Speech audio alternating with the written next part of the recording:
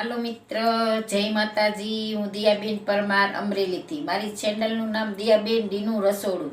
તો આજે આપણે લીલા વાલનું શાક બનાવશું. તો લીલા વાલનું શાક બનાવવા માટે આપણે આ વાલ આવા લીધા હતા. તો આ રીતે આપણે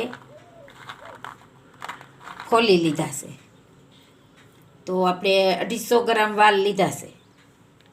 અને વઘારવા માટે આપણે 2 તેજપત્તા લીધા છે, તજ લીધા છે, અને બાદિયા લીધા છે, અને લવિંગ લીધા છે, ને 2 લાલ મરચાં લીધા છે. જીરું લીધું છે અડધી ચમચી. થોડુંક આપણે લીલું લસણ લીધું છે. આદુને આપણે આ રીતે ક્રશ કરી લીધું. એક મરચી સુધારી લીધી. અને આપણે આ વઘાણી લીધી છે. લીલા ધાણા લીધા. 1 ચમચી આપણે ચટણી લીધી.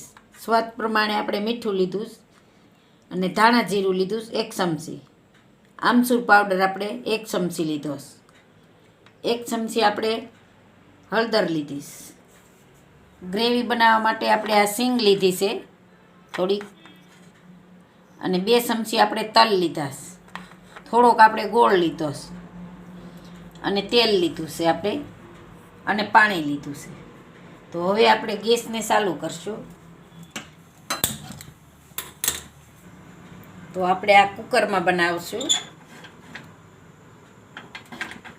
આપણે વાલને ધોઈ નાખ્યા છે. અને આપણે આ તેલ નાખશું આમાં 1 ચમચા જેટલું. તેલને ગરમ થવા દેવું આપણે. 4 વાલ આપણે રાખ્યા છે એ ફોલી નાખી.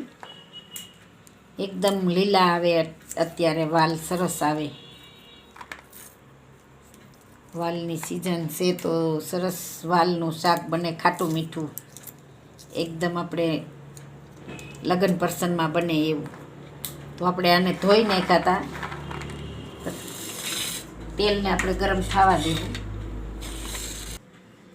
આપણે તેલ ગરમ થાય તો આપણે આને મિક્સરમાં કાઢી લઈશું.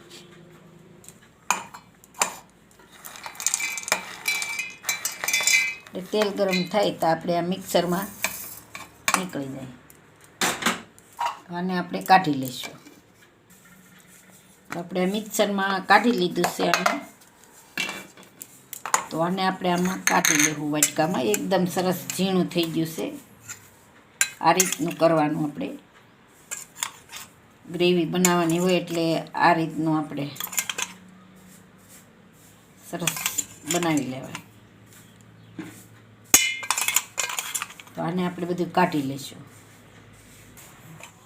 તેલ આવી ગયું છે. તો આપણે આ તેજપત્તા નાખી દેવું,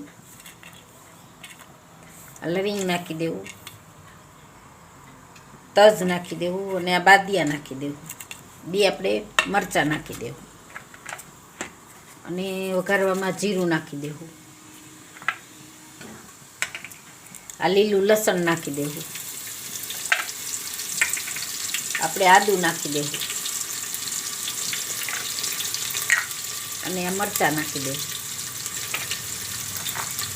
અને આ આપણે વઘાણી નાખી દેવું. અને બધું મિક્સ કરી લેવું. બધું એકદમ સરસ.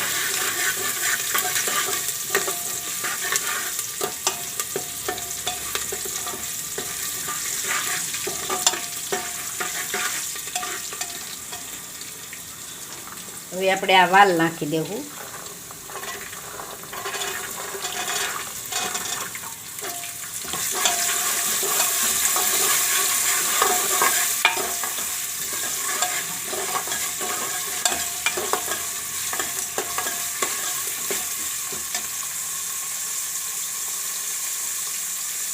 હવે આપણે આ ભૂકો નાખી દેવું.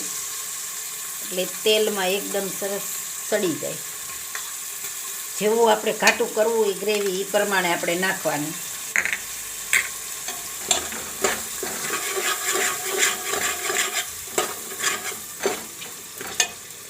આપણે હળદર નાખી દેવું. અને સ્વાદ પ્રમાણે આપણે મીઠું નાખશું.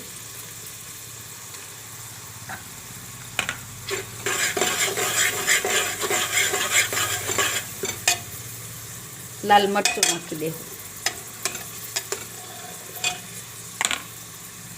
ધાણા જીરું નાખી દેવું, આમચૂર પાવડર નાખી દેવું અને આપણે આ ગોળ નાખી દેવું.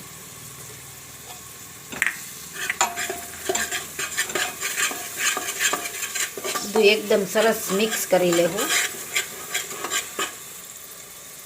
અને થોડાક આપણે ધાણા નાખી દઈએ.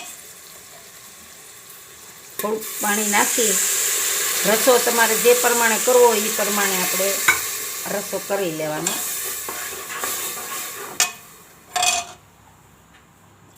એક ગ્લાસ પાણી નાખશું. હવે આપણે કુકરને ઢાંકી દઈશું.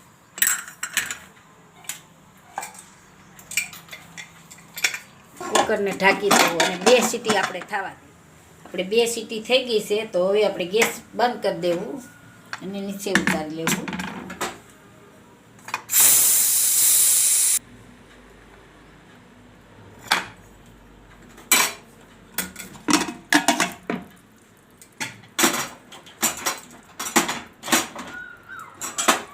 એકદમ મસ્ત બની ગયું છે આપણું શાક. તો હવે આપણે સર્વ કરી લઈશું. મજા આવે આનું શાક, લીલા વાલનું શાક ખાવાની. રોટલી સાથે ખાઈ હગો, રોટલા સાથે ખાઈ હગો, ભાખરી હોય તો ભાખરી સાથે ખાઈ હગી.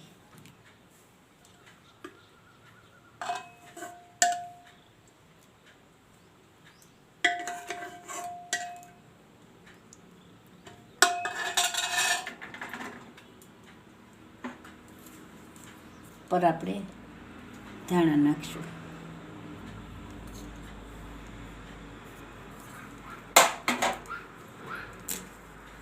તો તૈયાર છે આપણું લીલા વાલનું શાક.